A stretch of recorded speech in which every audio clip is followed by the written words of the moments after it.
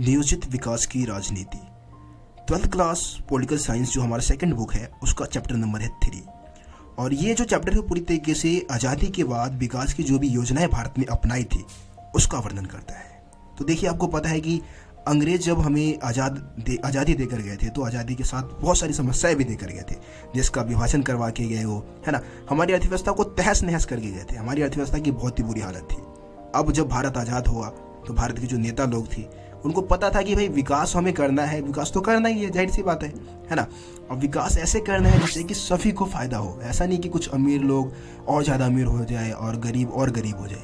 विकास ऐसा होना चाहिए जो कि सामाजिक न्याय पर आधारित हो, उसका फायदा सभी को मिले, है ना। तो इसके लिए नियोजित तरीका अपनाया गया, विकास का नियोजित तरीका।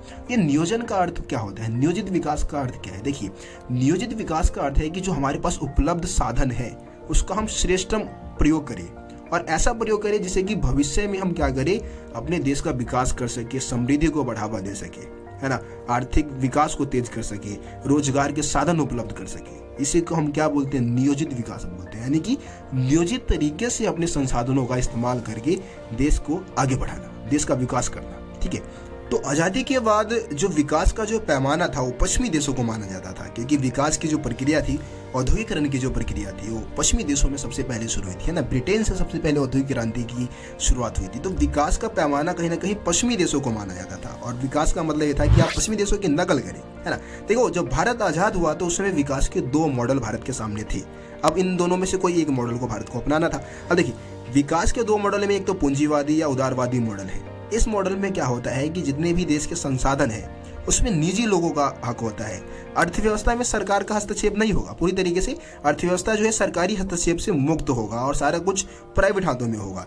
ये जैसे कि हम पश्चिमी देशों की हम बात करें, ब्रिटेन, फ्रांस, यूरोप के जितने भी देश है, पश्चिमी यूरोप के देश है, अमेरिका की हम बात करें, तो वहाँ पे पूंजीवादी मॉडल को अपनाया गया। दूसरी तरफ समाजवादी मॉडल था जो कि सोवियत संघ ने अपनाया था। जो भी साम्यवादी देश थे उन्होंने अपना रखा था।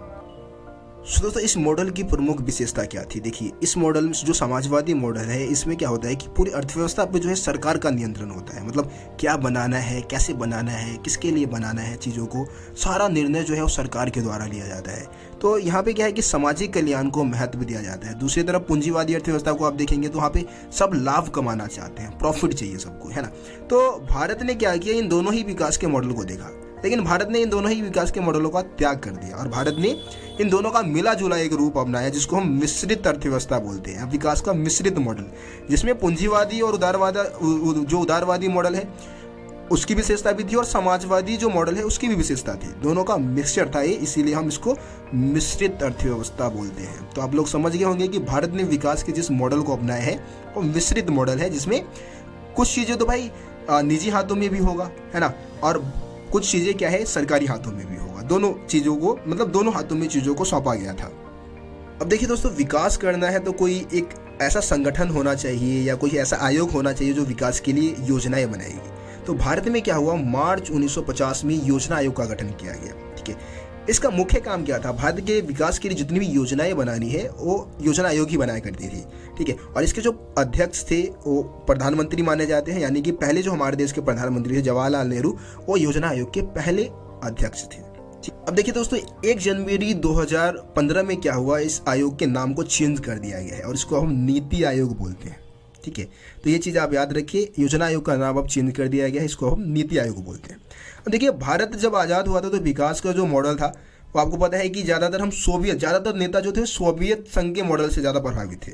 इसलिए हमने क्या किया था, अपने मतलब योजना आयोग ने एक तरीके से प्रस्ताव रखा था कि हमें पंचवर्षीय योजना के मॉडल को अपनाना चाहिए और ये सोवियत संघ से ली गई थी पंचवर्षीय योजना।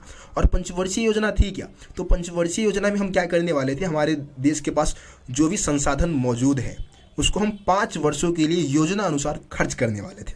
अब कैसे खर्च करेंगे, तो देखिए, जो भी केंद्र सरकार है और जो राज्य सरकार है उसको क्या करना था, अपने बजट को ना 2 हिस्सों में बांटना था। एक तो गैर योजना व्यय।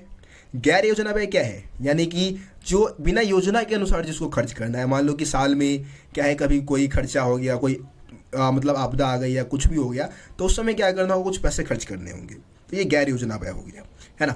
उसके बाद है योजना व्यय। योजना व्यय में क्या है कि पूरे 5 वर्ष के लिए हम क्या करने वाले थे, योजना अनुसार अपने जो भी संसाधन हमारे पास मौजूद था, जो भी धन हमारे पास मौजूद था, उसको हम 5 वर्ष के लिए खर्च करने वाले थे किसी एक विशेष क्षेत्र में। ठीक है, तो ये पंचवर्षीय योजना का मॉडल था।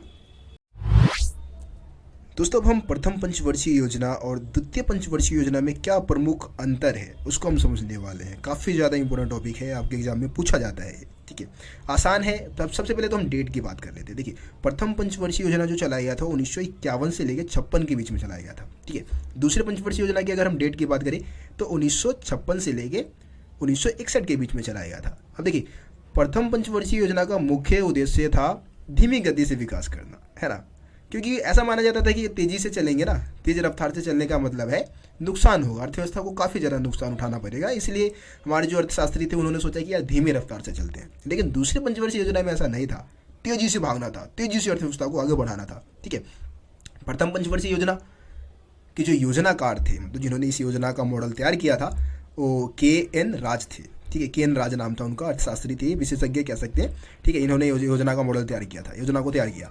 दूसरे पंचवर्षीय योजना के जो योजनाकार थे वो PC महालनोबिस। ठीक है, PC महालनोबिस नाम है इनका, ये बहुत ही फेमस अर्थशास्त्री हुए हमारे देश के। तो इन्होंने दूसरे पंचवर्षीय योजना का मॉडल तैयार किया था। प्रथम पंचवर्षीय योजना में जो मेन फोकस रखा गया वो कृषि को रखा गया था, क्योंकि कृषि के विकास पर ध्यान दिया गया। ठीक है, लेकिन दूसरे पंचवर्षीय योजना में उद्योगों के विकास पर ध्यान दिया गया। जाहिर सी बात है कि यार उद्योग तभी चलेंगे जब खेती अच्छी होगी, है ना, क्योंकि उद्योगों के चलाने के लिए कच्चा माल कहाँ से मिलेगा, खेतों से ही मिलेगा। तो जाहिर सी बात है कि पहले खेती को बढ़ावा दिया गया, उसके बाद दूसरे पंचवर्षीय योजना में उद्योगों को बढ़ावा दिया गया। ठीक है, अब देखिए, प्रथम पंचवर्षीय योजना में जो विशेष परियोजनाएं चलाई गई थी उसमें से भाखड़ा नांगल जैसे विशालकाय परियोजना चलाई गई, जिसमें बहुत सारे बांध वगैरह बनाए गए, है ना, सिंचाई के साधन अच्छे किए गए, भूमि सुधार किए गए, जिससे कि क्या है, खेती को बढ़ावा दिया जा सके, खेतों को अच्छा किया जा सके, ज़्यादा मतलब पैदावारी हो सके। ठीक है, दूसरी तरफ हम जाएंगे दूसरे पंचवर्षीय योजना में, तो यहाँ पे क्या था कि यहाँ पे उद्योग धंधों के विकास पे ध्यान दिया गया, जैसे कि बिजली उद्योग है, रेलवे, इस्पात, मशीन, है ना, संचार उद्योग है, इन सब चीज़ों के विकास पे ज़्यादा ध्यान दिया गया था।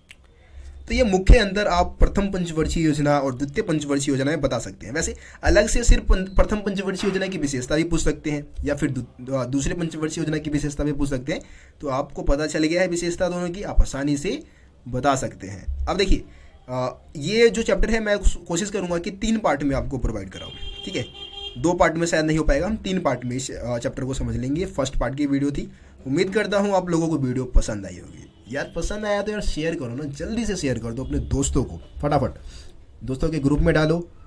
ठीक है, स्कूल के ग्रुप में डालो, पर्सनल में किसी को शेयर कर दो अपने दोस्तों को, या फिर रोशन सर स्टडी पॉइंट जो नाम है उसको फैलाओ अपने क्लास में, हर एक बच्चे को बताओ रोशन सर स्टडी पॉइंट आर्ट्स के लिए सबसे बेस्ट स्टडी पॉइंट में से एक है ना।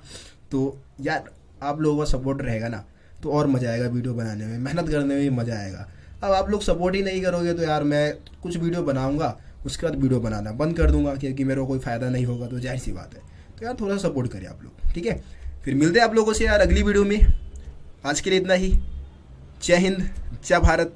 अपना ख्याल रखिए और स्टडी करते रहे, मेहनत करते रहे, एक दिन आप कामयाब जरूर होंगे।